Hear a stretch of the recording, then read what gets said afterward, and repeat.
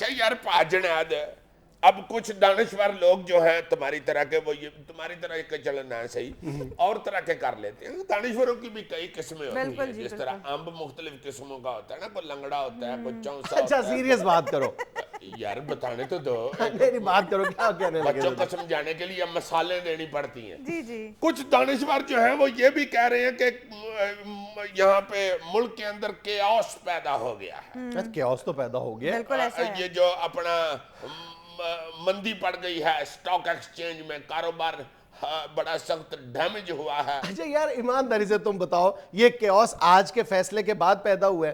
یار اس کیاس نے گزشتہ کئی مہینوں سے اس پوری قوم کو جکڑا ہوا ہے بری طرح سے. یہ دیکھو بات لمبی کر رہا ہے, ضرور یہ گل بدائے گا ضرور. یار مرشد میرے پہ کڑا وقت آیا ہوا ہے یار, جانے دو. کوئی کڑا بڑا وقت نہیں آیا ہوا, کچھ نہیں ہوگا تمہارے مرشد کو. یار کچھ لوگ کہہ رہے ہیں کہ بھائی جی جتنے حالات خراب ہو رہے ہیں نا, یہ نہ ہو کہ فوج ہی آ جائے. کوئی فوج ووج بھی نہیں آئے گی, یہ معاملات اسی طرح چلتے رہیں گے جس طرح گزشتہ کئی ماہ سے چل رہے ہیں. تم اس معاملے کے جتنے بھی فریق ہیں اسی تنخواہ پر کام کرتے رہیں گے. یہ ابھی معاملہ ہے یہ جو تمہارے مرشد کا ہے, ڈیلیئنگ ٹیکٹکس استعمال کیے جائیں گے, اپیل در اپیل کا معاملہ آ جائے گا, اور اسی طرح معاملہ چلتا رہے گا. کسی کے خلاف کوئی سزا وزا نہیں ہوگی, تا وقت ہے کہ الیکشن آ جائیں گے. اور تو پھر اس مسئلے سے باہر کیسے نکلا جائے گا؟ اس کا حل کیا ہے؟ کوئی کہہ رہا ہے جی فوراً استعفیٰ دینا چاہیے وزیر اعظم کو, کوئی کہہ رہا ہے جی نہیں فوراً الیکشن کرانے چاہیے.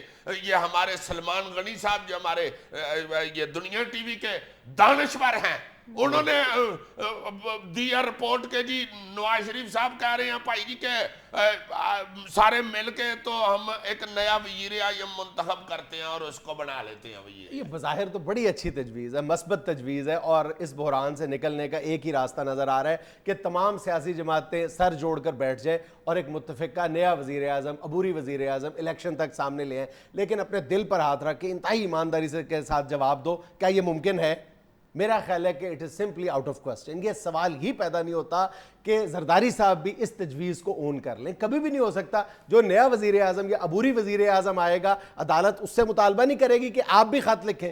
کیا یہ جو نیا عبوری وزیر اعظم ہوگا یہ اس کو یہ استثناء حاصل ہوگا کہ وہ خط لکھنے کا پابند نہیں ہوگا؟ وہ بھی خط لکھنے کا پابند ہوگا, پہلی بات. دوسری بات یہ ہے کہ کیا یعنی زرداری صاحب جنہوں نے پوری یہ بساط جو بچھائی تھی وہ آنے والے انتخابات کے لیے بچھائی تھی, کیا وہ اتنی آسانی کے ساتھ یہ سارا معاملہ سرنڈر کر دیں گے کہ سارا معاملہ ایک عبوری وزیر اعظم, اور وہ بھی نواز شریف صاحب کی رضامندی سے سامنے آنے والے وزیر اعظم کے ہاتھوں میں ساری باغ ڈور دے دیں؟ یہ اٹ از سمپلی امپاسبل. یار نواز شریف صاحب نے یہ کہا, سلمان غنی صاحب نے تو بریکنگ نیوز دی ہے. یار یہی تو میں کہہ رہا ہوں کہ یہ بڑی خوبصورت اور مستحسن تجویز ہے, لیکن یہ بظاہر ناقابل عمل نظر آ رہی ہے. اس کو کوئی بھی اس پر عمل کرنے کے لیے, خاص طور پر پیپلز پارٹی, اس کو کبھی بھی قبول نہیں کرے گی. ہائے ہائے ہائے, مرشد میرا بیچارہ آج کہہ رہا تھا کہ دیکھو کوئلوں کے کاروبار میں ہاتھ تو کالے ہوتے ہی ہیں, دیکھو ذرا پھولوں کی طرح کا چہرہ میرے مرشد کا, اور آج کبھی نہ کہ اجلاس میں کوئلوں کی مثالیں تھیں.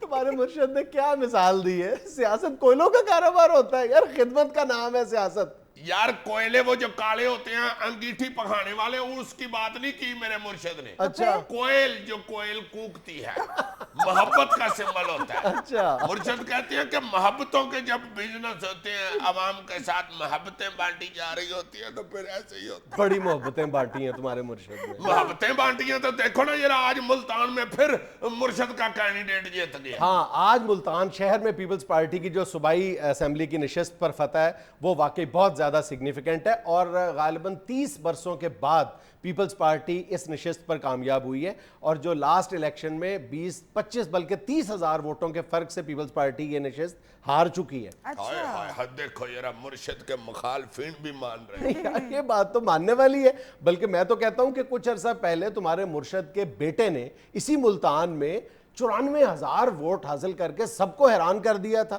یعنی اپنے مخالفین کو دانتوں میں انگلیاں دبانے پر مجبور کر دیا تھا.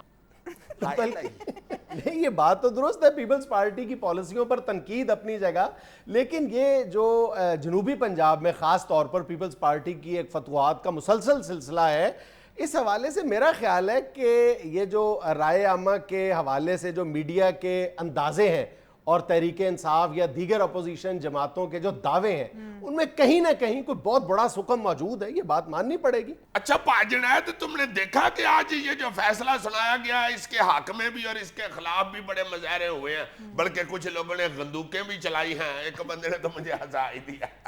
کیا؟ بیچارہ ماڑا سا بندہ تھا، سائیکل پہ چڑھ کے بندوق چلائی تو نیچے گر گیا چڑھ. میرے خیال میں اس طرح کے جو احتجاجی مظاہرے یا خیر مقدمی مظاہرے ہوتے ہیں وہ کبھی بھی رائے عامہ کو گیج کرنے کے صحیح پیرامیٹرز نہیں ہوا کرتے. یہ دیکھو نا، میڈیا جو چاہے دکھا دے. یہ اب کہا جاتا ہے کہ جناب جب مشرف آیا تھا، نواز شریف کی حکومت کو رخصت کیا گیا تھا تو پورے ملک میں مٹھائیاں بانٹی گئی تھیں. بھئی یہ بات کیسے ثابت ہو سکتی ہے کہ کروڑوں لوگوں نے مٹھائیاں بانٹی تھی؟ اگر ایک اخبار میں مختلف شہروں کے دو جو لوگ ہیں وہ مٹھائیاں تقسیم کرتے ہوئے ان کی تصویریں کھینچ کر اخبارات میں 30-35 تصویریں شائع کر دی جائے تو کیا یہ کہنا درست ہے کہ پورے ملک میں مٹھائیاں تقسیم کی گئیں؟ آج اگر دو یعنی زیادہ سے زیادہ مظاہرے کہاں دیکھنے میں، ایون جہاں پر تمہارے مرشد پاک کے بیٹے نے 94,000 ووٹ حاصل کیے تھے، وہاں پر جو احتجاجی مظاہرہ کرنے والوں کی تعداد ہے وہ 20 سے 25 کے درمیان تھی. بالکل تم ٹھیک کہتے ہو. اور یہ بھی ہوتا ہے کہ یہ جو مٹھائیاں بانٹنے والے لوگ ہوتے ہیں یہ اصل میں مٹھائیاں بانٹنے والے نہیں ہوتے، یہ تصویریں کھینچ کے مختلف اخباروں میں بانٹنے والے ہوتے ہیں، اور بعد میں مٹھائیاں کھانے والے لوگ ہوتے ہیں. میں سمجھ رہا ہوں یہ جو تم اشارہ کر رہے ہو. اور اس طرح کے جو کھانے والے لوگ ہوتے ہیں نا، موقع پرست، ان کو کلا کند بہت پسند ہوتی ہے، وہ زیادہ میٹھی ہوتی ہے نا، اور وہ تڑا تڑ کھاتے ہیں، شیرے سے سارے ہاتھ لبیڑ لیتے ہیں، اور خیر ایسے لوگوں کو کیڑیاں چڑھ جاتی ہیں. ناظرین یہاں میں لینا ایک چھوٹا سا وقفہ، ہمارے ساتھ رہیے گا.